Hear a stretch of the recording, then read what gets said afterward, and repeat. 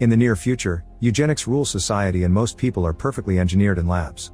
Everyone is registered in a genetic database and those who were made in labs are classified as valids, while those conceived naturally are known as invalids because they're more susceptible to genetic disorders, from actual illnesses to just baldness. Genetic discrimination is technically illegal, but employers still take urine tests or even the saliva on the resume envelope, which results in genotype profiling. This meant invalids are always relegated to menial jobs. At his apartment, Vincent takes a long time to shave and scrub himself until his body is spotless, then he burns any hairs and dead skin that could have fallen. Next he takes a urine bag from the fridge and connects it to his groin so he can pass it off as his own. He also puts a bit of blood inside a fake fingertip, which he carefully attaches to his actual finger. Afterward Vincent goes to work at the Gattaca Aerospace Corporation. Every employee must prick their finger for an identity check to be allowed in, and Vincent lets the machine take the blood from his fake fingertip. Then he sits at his desk and works on a computer, running different spaceflight plans. Every so often, he cleans all DNA traces from his keyboard with a little device. The mission director comes by and shows his respect for Vincent's cleanliness. He also confirms he's been chosen to join the flight to Saturn's moon Titan in a week. After the man is gone, Vincent secretly opens a jar and sprinkles some skin, hair, and nails around his workstation. Then he puts a hair on the comb that he keeps in his desk drawer. Later Vincent is put through a substance test to check he's clean before the mission. Using the hidden bag, he offers the urine sample and when the doctor checks it on the machine, the result says his name is Jerome and he's a valid.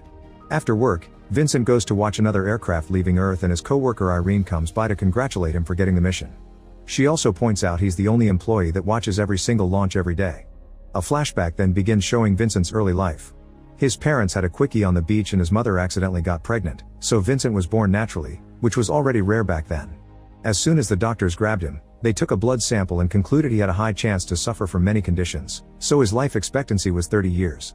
Vincent's childhood was quite difficult because every little thing like a runny nose or a little scratch were treated by his mother as a fatal threat. No school would accept Vincent as a student because insurance wouldn't cover any trouble he got in for his bad genes.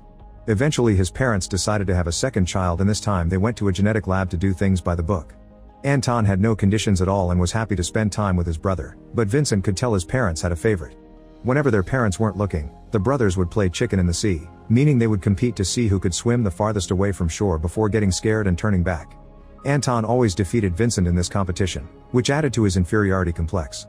As Vincent continued to grow up, he became interested in space and dreamed of becoming an astronaut. His parents warned him nobody would hire him because of his genes, but he didn't listen and he went to a few interviews. To his dismay, nobody hired him just like his parents had guessed.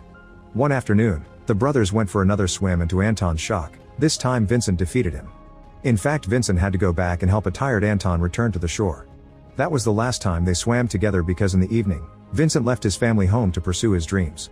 Eventually Vincent got a job at Gattaca as a janitor. As he cleaned the offices, he sometimes used the computer when nobody was watching, and he would admire the daily launches. He also learned about the blood prick that happened on the same finger every day, and stole a little sensor that fell from a machine. Vincent never stopped dreaming, and the head janitor would mock him for it. In his apartment, Vincent would never stop exercising, which could take a toll on his body. Desperate for progress, in the end he decided to contact a man in the black market who introduced him to the real Jerome, a former swimming star with great IQ and perfect health except for his legs. He was paralyzed after being hit by a car and became wheelchair bound. The incident happened overseas and wasn't recorded, so nobody knew Jerome became an invalid. Vincent paid both men to get Jerome's identity and a long transformation process began. He got contact lenses to replace his glasses and get Jerome's eye color. He also cut his hair and styled it like Jerome's. ID pictures wouldn't be a problem because nobody paid attention to those anymore, everything was DNA dependent. The last issue was that Jerome was taller than Vincent, meaning that Vincent had to reluctantly undergo a painful procedure that broke his legs and extended them until the heights matched. Vincent moved into Jerome's apartment to also have his address, and during the first few days he had to rest to recover from the procedure, meaning he was often in pain. During those days Vincent learned Jerome's signature and how to write with his other hand while Jerome kept filling bags with urine and blood. One day Jerome showed Vincent his silver medal to remind him he has a lot to live up to. Jerome also told Vincent to call him by his middle name Eugene so that Vincent could get used to being called Jerome. When the day for Vincent's interview finally came, he took a urine bag and tested it on the machine only to get an error message because the urine contained alcohol. Vincent started yelling at Jerome for the consequences of his addiction, and after testing a bunch of bags, he found the last one was clean and took it with him. At the office, the doctor ran the test and the machine confirmed Vincent was Jerome, therefore a valid. They didn't send him to an actual interview, he just got instantly hired for his IQ. From then on, Vincent had to scrub his body thoroughly every day to get rid of loose skin, nails, and hair, which was all burned in an incinerator. All the clothes were kept in sealed bags to avoid contamination. While working, Vincent would spread Jerome's samples on his desk to keep up the illusion and use the fake fingertip with Jerome's blood to pass the identity check at the door. Nobody ever suspected anything. Back in the present, everyone in Gattaca is freaking out because the company administrator has been murdered with a keyboard. Jerome scratches his eye while staring at the gruesome scene and doesn't notice that an eyelash falls off. The cops soon come to pick up every single trail of DNA from the scene of the crime, which includes the eyelash. The boss tells Irene to assist the police in any way they need. The mission isn't cancelled and Vincent will still be going to space. When he shares the news with Jerome, they decide to go out to celebrate. They drink a lot and even do some tricks with smoke inside their glasses. At the office, Irene takes the hair from Vincent's drawer and takes it to a matchmaking service where they run some tests to conclude Vincent is quite a catch. By the end of the night, Jerome is so drunk that Vincent has to help him to bed. Suddenly Jerome makes a confession. He hadn't been drunk during the car crash and it hadn't been an accident. He had actually been trying to self-delete. The next morning, the police forensic department tests all the samples and discovers a mysterious invalid had been in Gattaca, so now he's the prime suspect. Back to Vincent, he puts the little sensor he stole back in his janitor days on Jerome's chest to record 20 minutes of his pulse as he whirls the wheels of his chair extra hard to simulate exercise. Later at Gattaca, Vincent is put on a running test and he replaces the office sensor with the one he brought from home. Meanwhile, the detectives investigate the invalid profile from the eyelash and discover it belongs to a janitor that disappeared a few years ago.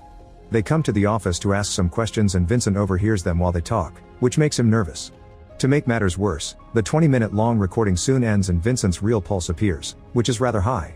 He immediately rushes to the locker room and collapses as he tries to catch his breath. After work, Irene meets with Vincent and admits she read his DNA sequence, which of course actually was Jerome's. She's very impressed by how perfect he is and feels inferior, admitting that she's a lab baby but still has a likelihood of heart failure. This means she'll never be allowed to join a mission. When Vincent says he doesn't see anything wrong with her, Irene hands him a lock of her hair and encourages him to test it to discover her genetic flaws, but Vincent tosses it away and claims that the wind blew it. Sometime later, Vincent is working at the computer when suddenly all the employees get the profile of the invalid from the eyelash because he's a wanted man. Thankfully nobody recognizes him, but Vincent is still afraid.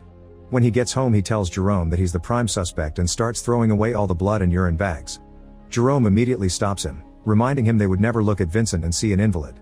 That night, Vincent decides to go out because it would be suspicious if he changed his routine.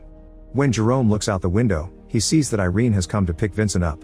Moments later Vincent and Irene are attending a piano concert as their first date. After the concert, the pianist throws his glove into the audience, and Vincent realizes he has 12 fingers. Irene explains such a complex piece of music could only be played by those hands. Meanwhile, the detectives are rounding up a bunch of invalids from the neighborhood in order to find the murderer, but obviously none of their DNA matches the eyelash. They decide to investigate all the buildings that surround Gattaca and they make it to Jerome's apartment, so he gets a blood test too. The detective is surprised that wheelchair-bound man could be working at Gattaca, so Jerome pretends to be offended and yells at him, saying he just got hurt during training and accusing him of discrimination. Not wanting trouble, the detective leaves. At Gattaca, some officers take away all the trash bags. On their way home, Irene and Vincent find the road blocked by the cops too because they're inspecting everyone in the area. Vincent immediately removes his contacts and avoids a spit test by saying he's been drinking. The cops take a blood sample instead and his fake fingertip tricks them as always. After they pass the check, Irene announces she wants to show Vincent something and stops the car a few miles ahead. She quickly crosses the street while dodging incoming cars, but Vincent is hesitant because he can't see well without his contacts. After lots of doubts, he runs in and thankfully avoids getting hit. Then Irene takes him to watch the sunrise at the solar panel center, which causes a beautiful effect of light that Vincent sees rather blurry. On their way out, Irene notices that Vincent's eyes look different and he blames it on a trick of the light. Sometime later, the detectives discover that a cup from the office trash has the same DNA as the eyelash. They theorize the invalid may be working in disguise and killed the administrator because he found out the truth. To be sure, they go to Gattaca and announce they're taking blood samples directly from the vein instead of fingertips. When it's Vincent's turn, he pretends the doctor has hurt him with the needle and jumps out of the seat, quickly changing his blood sample with Jerome's. The detectives run the tests again and no match is found. That night, Vincent and Irene go on a second date. Their sweet dancing is interrupted by the cops, who start picking up all kinds of things with DNA like napkins and cigarette ends. They want to test people too, so Vincent immediately escapes with Irene through the back door. A cop tries to stop them, but Vincent immediately starts beating him up until he's unconscious. As Irene gets scared and calls him insane, Vincent drags her away to escape through some dark alleys. When the other cops find their partner on the ground, they start looking for the couple, who hides in an alley. One of the detectives yells the name Vincent and Irene asks who that is, but Vincent answers by kissing her. Moments later, the couple is at Irene's apartment having their first time together. In the morning, Vincent finds a hair on the pillow, so he rushes to the beach and uses sand and rocks to rub the excess skin from his body. When he goes back, Irene asks him about his leg scars and Vincent says it was a car accident. Meanwhile, the detectives are comparing Jerome's profile to Vincent's and decide more testing is in order. They go back to Gattaca and take the keys from Vincent's keyboard while asking about him, still using Jerome's name. Irene overhears this and immediately warns Vincent, saying he looks sick and he should go home. Vincent understands she's talking in code and leaves the building while Irene tells the detective that Vincent went home because he was ill. This doesn't stop the detective, who asks Irene to take him to Jerome's home. At the same time, Vincent calls Jerome and tells him to be himself because the police are coming. Jerome has to drop the wheelchair and start climbing the stairs to the main floor by slowly dragging his legs. It takes him a while, but he makes it to the buzzer just in time to let Irene and the detective in. Then he drags his body to the chair and fixes his legs to look natural. Once the duo comes in, Jerome plays his part and asks Irene for a kiss, which she gives to him to keep up with the lie. The detective takes a blood sample and is frustrated to see this is indeed Jerome. Then he tries to go downstairs, where Vincent and the lab are hiding, but at that moment he gets a call from his partner saying they've captured the murderer, so the detective leaves. Afterward, Vincent comes out and Irene sees him next to Jerome as they call each other that name. Hurt, she rushes out, but Vincent follows her and explains his situation, swearing he didn't kill anyone. Irene is still wary and leaves. At the police station, it's revealed that the director's spit was found in the victim's eye, confirming he's the killer. It turns out the administrator had threatened to cancel the Titan mission, so the director killed him to achieve his dream. Sometime later, Vincent returns to his desk and finds the detective there, who suddenly drops a big reveal: he's Vincent's brother Anton. They hadn't recognized their faces at first because they hadn't seen each other since their teen years, but Anton started to get the clues together during the investigation. Anton accuses Vincent of fraud and wants to arrest him, so an argument ensues. Vincent thinks Anton wants to see him fail and reminds him of who won the last race, causing Anton to challenge him again. It's nighttime by the time the brothers make it to the beach. They quickly jump in the water and start swimming, going so far that they lose sight of the shore. Anton worries they're pushing their limits, but Vincent calls him a coward, so they keep going. However, Anton starts feeling the fatigue and points it out again, so Vincent finally reveals how he does it: he never saves energy for the return. Frustrated, Anton turns back only to start drowning, so Vincent goes back too and grabs him to then swim to the shore. A few hours later, Vincent visits Irene and offers a strand of his hair. However, Irene throws it away, saying the wind did it. They spend the night together at her place as a goodbye since Vincent will be gone on his mission for a year. The next morning, Vincent returns to his apartment and finds the lab covered in plastic. Jerome reveals he's had prepared enough sample bags to last him 2 lifetimes, implying he won't be around when Vincent returns. When Vincent asks him where he's going, he only says, "I'm traveling too." Jerome also hands Vincent a card, telling him not to open it until he's in space. Afterward, Vincent goes to Gattaca to get ready for his mission. The doctor informs him that there's been a change of policy, so a new urine sample is needed.